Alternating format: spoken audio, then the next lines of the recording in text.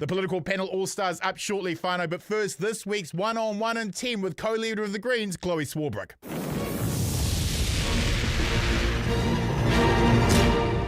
Kia ora, comrade. Welcome to the show, and thank you for being available to the Fourth Estate. Your democracy is grateful. Kia ora, Bomber. How are you? Good, my friend. Chloe, let's get into it. The government is looking at new laws to arrest the homeless, seeing as every single homelessness agency warned this government that their changes to the emergency housing thresholds last year would result in an explosion of homelessness, which we are now all witnessing. Isn't it a tad on the nose to solve the homelessness crisis they made by arresting the homeless? Yeah, look, Bomber, at the end of last year, we had the adjournment speech for Parliament, and I could not bring myself to engage in the regular convention of doing a funny speech. This was off the back of, obviously, a kind of death by 1,000 tax cuts agenda from this government, where they had shredded the social safety net and, as you say, had made these very intentional decisions to create more homelessness. Because I don't know what else you're supposed to call it other than intentional when you're forewarned not only by those social service providers that you're talking about, but also by your own officials that this is going to be the consequences of your actions. You decide to go ahead with those actions, and we see those consequences play out. So as the MP for Auckland Central, you know, this has been part and parcel of a huge amount of my work responding to the homelessness crisis, which the government has fanned the flames of.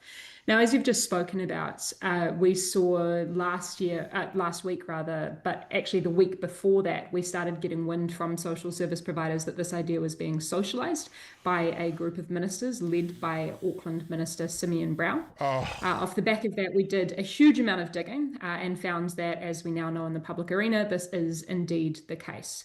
So what I've been doing over the past week or so is working with those housing and social service providers, because I desperately believe, to your point around the Fourth Estate, that we need to break this nonsense binary whereby we seem to be fighting, on the one hand, the government saying, well, we want to criminalise homelessness, and, you know, on the other side, people going, no, don't do that.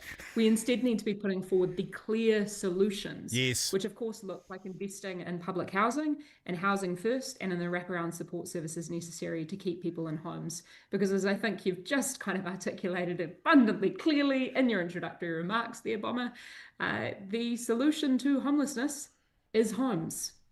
Heather du Plessis-Allen wrote a column on homelessness over the weekend, and all it was missing was a coat made of 101 Dalmatians. Her issue was she can't breeze along K Road to buy milk anymore because of the yucky homeless people. Shouldn't those who elected this government be confronted by the poverty and misery that their government has manifested?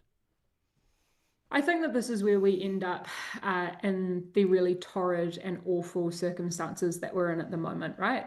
Where we are confronted with, as you say, the consequences of the intentional decisions that the government has made to increase poverty, to increase climate changing emissions, and very clearly to increase homelessness. And now they are saying that, and whipping up all of this hysteria, that supposedly the only responses available to them are to move those who are experiencing homelessness along, i.e. for the problem to crop up in another place entirely. That just shifts the problem. It does not actually deal with the problem. So look, my beef is not with Heather du Plessis-Allen or any other talkback radio host. My beef is not with anybody who is concerned about or confronted with these issues. My beef is with the government that has intentionally made these decisions to make these issues far worse.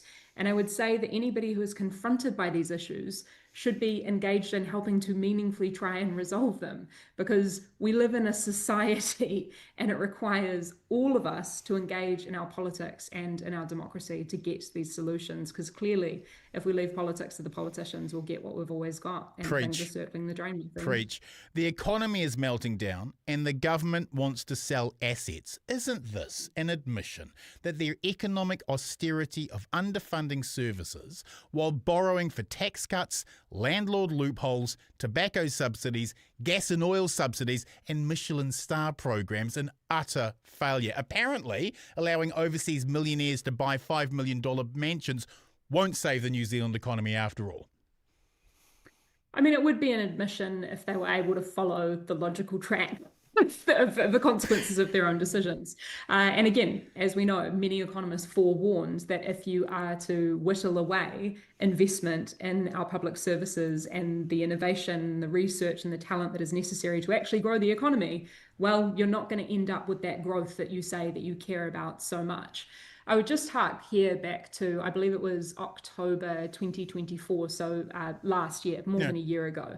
I actually asked the Prime Minister in question time directly about this because we could see that something was afoot. At that point in time, we hadn't yet seen the moves towards the partial sell-off of Kiwibank offshore and the moves for it potentially to be opened up to offshore, we hadn't yet seen, the statements around the potential privatisation of the Inter-Islander and otherwise. But at that point in time, I asked the Prime Minister whether the government had any plans to privatise our public services, including the likes of state-owned enterprises and otherwise. He called me a conspiracy theorist. That's right. Then at the beginning of this year, off the back of a speech by one of his co-deputy prime ministers championing the sell-off of state assets, the Prime Minister then moved to start softening his language. I then called that out in the media, and the Prime Minister once again sought to say, don't worry, nothing to see here. And here we are, more than a year later, where the Prime Minister is now openly talking about how we need to have a supposed mature debate around asset sell-off. So, Bomber, the only conclusion that I can really come to in this is either that the Prime Minister didn't know where his own logic was taking him, or he was being dishonest with the New Zealand public. Yes. And I think both of those things are pretty bloody inexcusable for somebody who wants to occupy the ninth floor of the Beehive. Can we just get it straight from you? What is the Green Party position on selling public assets? No, we should be investing in our public assets. And I think, you addressed it just before, partially in your question, Bomber. The government has done the austerity playbook, whereby you defund public services to failure, you watch them fail, you point out the failure to the public, and then you say that it's a matter of public ownership and management that is the problem.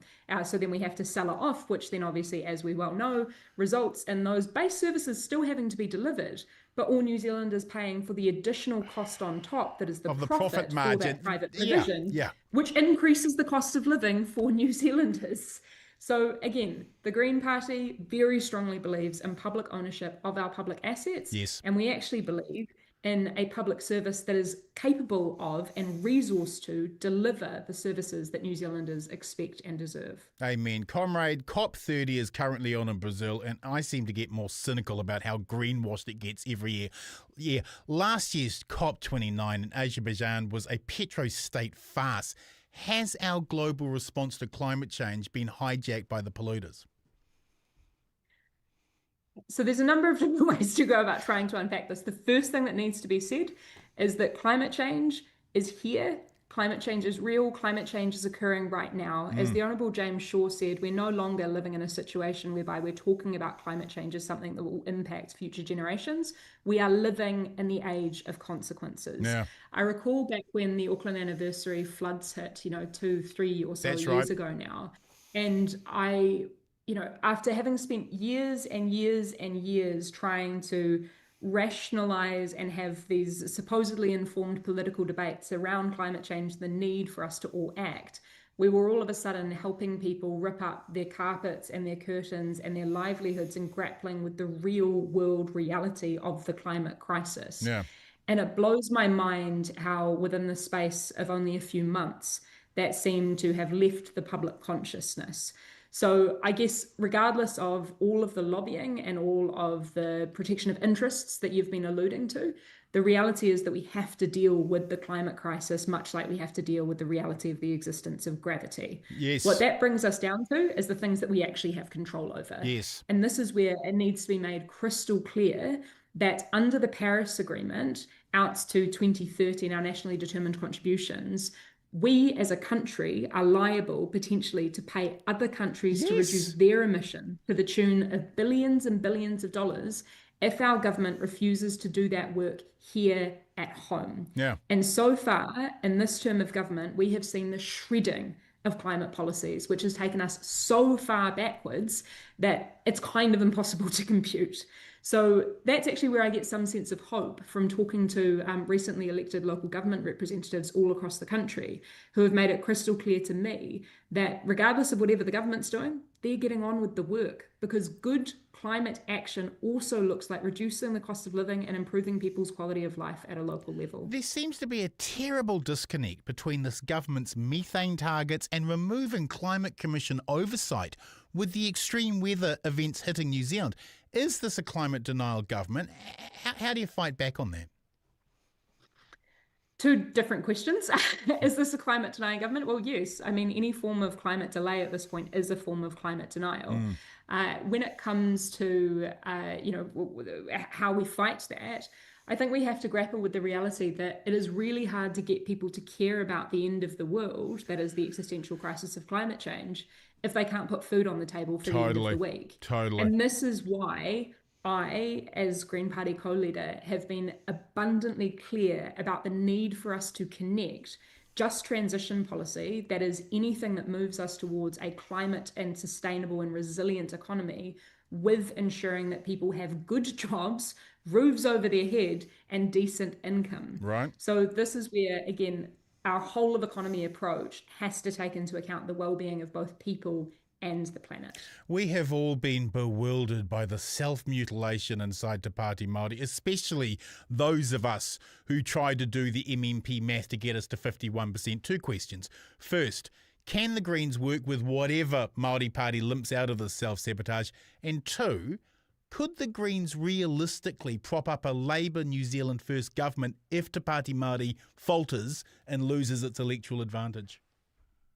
Oh, bummer. I think we're getting a bit of ahead of ourselves with that second I question. want that election so bad, Chloe. I want that election so bad. Yeah, I know. And I was actually just saying to the Honourable Chris Finlayson before we came on air that I'm interested not only in a change of government, but in a government of change. Yes. And, I've worked with Te Pāti Māori in the last 5 years, both obviously in last term when they returned, and then for the, swathe of this term as well. And what I do know is that there is all of those people, all of those MPs are dedicated to the kaupapa. I need to be clear with you that I actually don't understand and am not across, do not have all of the information as to what's transpired internally. I don't think anyone is. I don't think anyone is. That we're currently seeing.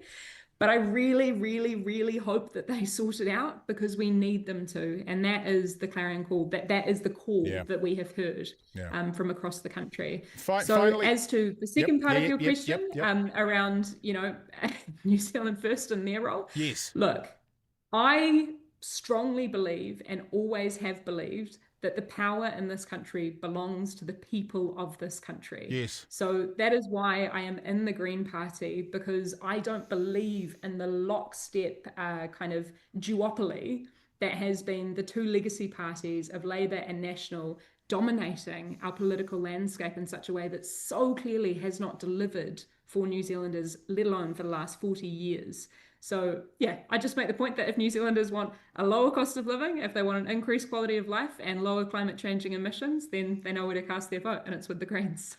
Thank you, comrade. We'll talk to you again soon. Have a great night. You got it, mate. See ya. Cheers, Chloe.